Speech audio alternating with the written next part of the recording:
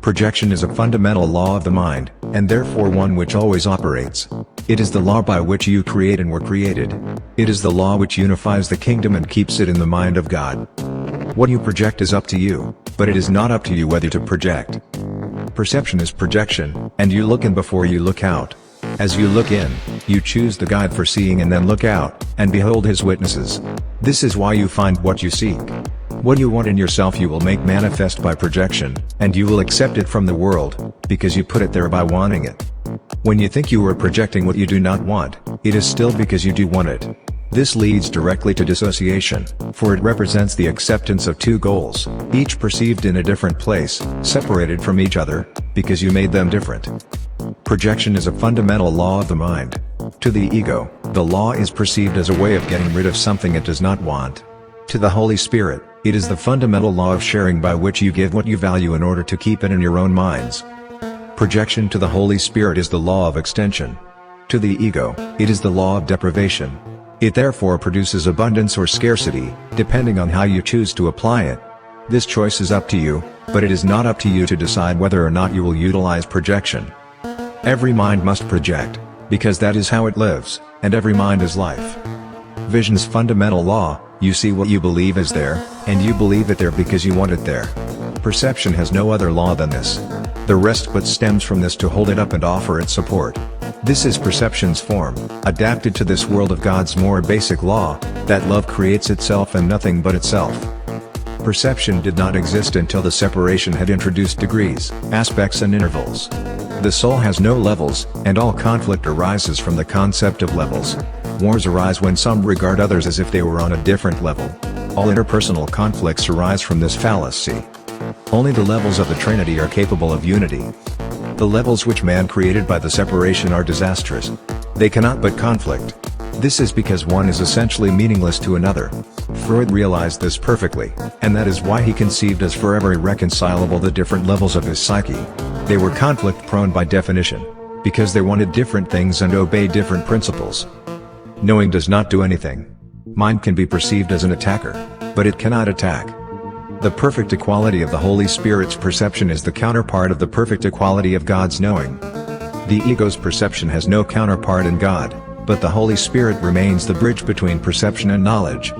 By enabling you to use perception in a way that parallels knowledge, you will ultimately meet it and know it. You can change your perception by changing your thoughts.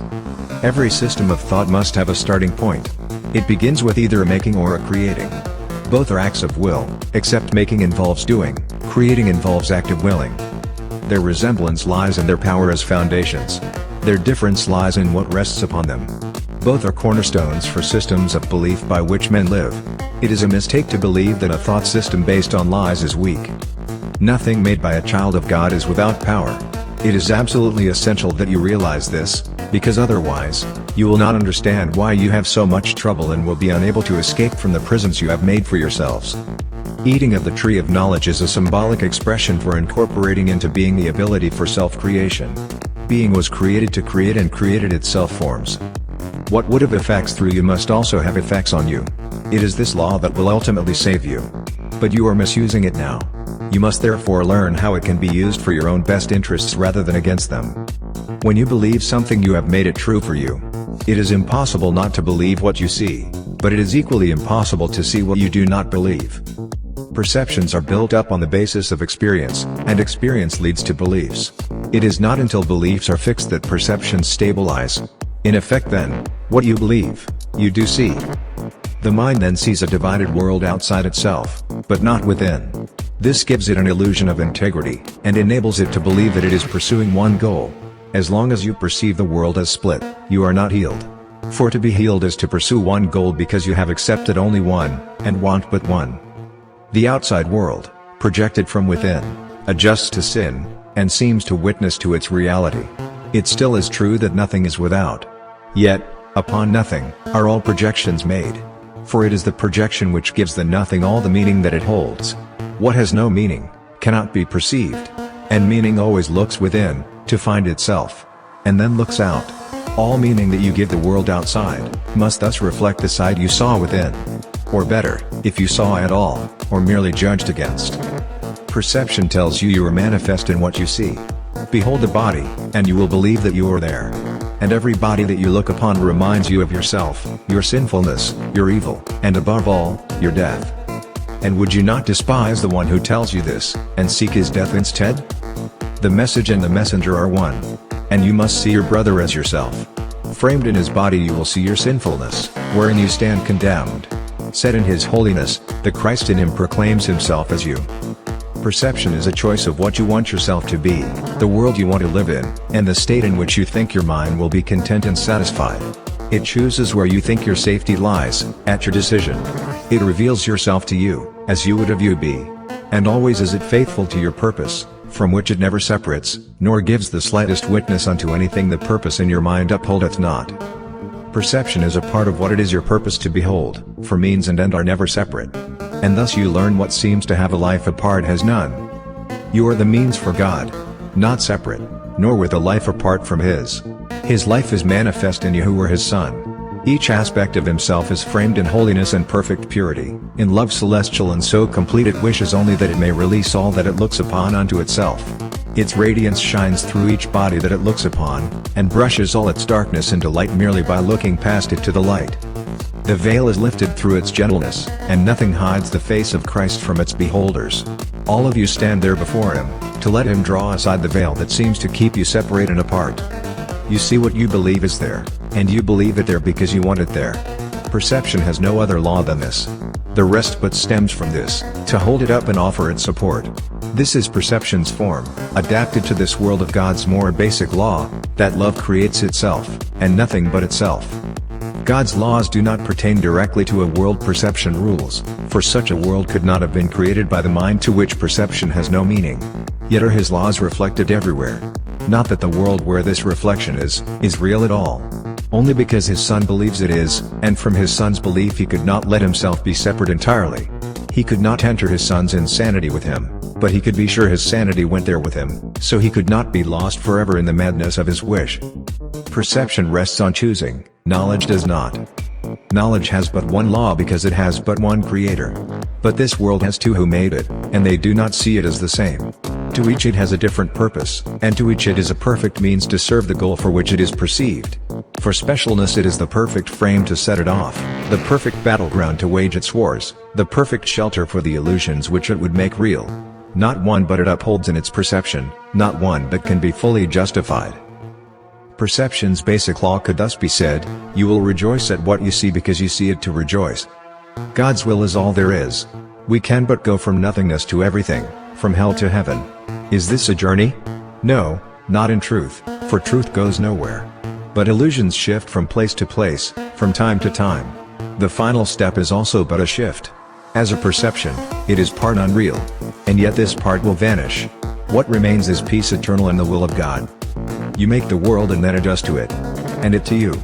Nor is there any difference between yourself and it in your perception, which made them both. A simple question yet remains and needs an answer. Do you like what you have made?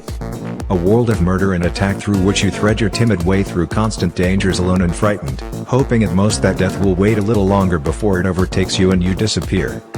You made this up. It is a picture of what you think you are, of how you see yourself. A murderer is frightened, and those who kill fear death. All these are but the fearful thoughts of those who would adjust themselves to a world made fearful by their adjustments. And they look out in sorrow from what is sad within, and see the sadness there.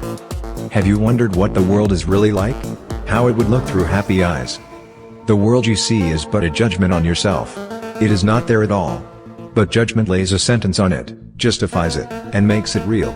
Such is the world you see, a judgment on yourself and made by you. This sickly picture of yourself is carefully preserved by the ego, whose image it is and which it loves, and placed outside you in the world.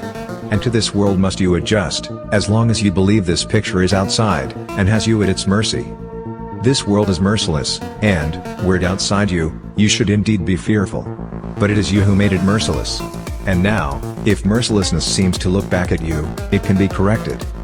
Your will is not involved in perception at any level, and has nothing to do with choice. Perception always involves some misuse of will, because it involves the mind in areas of uncertainty. The mind is very active because it has willpower. When it willed the separation it willed to perceive. Until it chose to do this, it willed only to know. Afterwards, it had to will ambiguously, and the only way out of ambiguity is clear perception. Lofty perception is not an attribute of knowledge. Insight is not the way to knowledge, but it is a prerequisite for knowledge. Being of God, knowledge has nothing to do with your perceptions at all. In electing the ability to perceive instead of the will to know, man placed himself in a position where he could resemble his Father only by perceiving miraculously. But he lost the knowledge that he himself is a miracle. Perception is impossible without a belief in more and less. Unless perception at every level involves selectivity, it is incapable of organization. In all types of perception, there is a continual process of accepting and rejecting, of organizing and reorganizing, and of shifting and changing focus. Evaluation is an essential aspect of perception, because judgment must be made for selection. Lack of lack is a concept which is meaningless to a perceiver, because the ability to perceive at all rests on lack. What happens to perceptions if there are no judgments, and there is nothing but perfect equality? Perception is automatically useless. Truth can only be known. All of it is equally true, and knowing any part of it is to know all of it. Only perception involves partial awareness. Knowledge transcends all of the laws which govern perception. Partial knowledge is impossible. It is all one, and has no separate parts. This is the real knowledge. You who are really one with it need but know yourself, and your knowledge is complete. To know God's miracle is to know Him. Forgiveness is the healing of the perception of separation. Correct perception of each other is necessary only because minds have willed to see themselves as separate beings. Each soul knows God completely. This is the miraculous power of the soul. The fact that each and every soul has this power completely, is a fact that is entirely alien to human thinking, which is if anyone has everything, there is nothing left. As long as perception lasts, prayer has a place. Since perception rests on lack, those who perceive have not totally accepted the atonement and given over themselves to truth. Perception is a separated state and the perceiver does need healing. Communion, not prayer, is the natural state of those who know. God and His miracles are inseparable. The Son of God perceives what He would see, because perception is a wish fulfilled. Perception changes, made to take the place of changeless knowledge. Yet is truth unchanged. It cannot be perceived, but only known. What is perceived takes many forms, but none has meaning. Brought to truth, its senselessness is quite apparent. Kept apart from truth, it seems to have a meaning and be real. Perception's laws are opposite to truth, and what is true of knowledge is not true of anything that is apart from it. Images are perceived, not known. Knowledge cannot deceive, but perception can. Man can perceive himself as self-creating, but he cannot do more than believe it. He cannot make it true. When you finally perceive correctly, you can only be glad you can't. But until then, the belief that you can is the central foundation stone in your thought system, and all your defenses are used to attack ideas which would bring it to light. There has been much confusion about what perception means, because the same word is used both for awareness, and for the interpretation of awareness. But you cannot be aware without interpretation, and what you perceive, is your interpretation. Yet different experiences lead to different beliefs, and with them different perceptions. For perceptions are learned with beliefs and experience teaches. Christ is leading you to a new kind of experience which you will become less and less willing to deny. Learning of Christ is easy, for to perceive with Him involves no strain at all. His perceptions are your natural awareness, and it is only distortions that you introduce that tire you. Let the Christ in you interpret for you, and do not try to limit what you see by narrow little beliefs which are unworthy of God's Son. For until Christ comes into His own, the Son of God will see Himself as fatherless.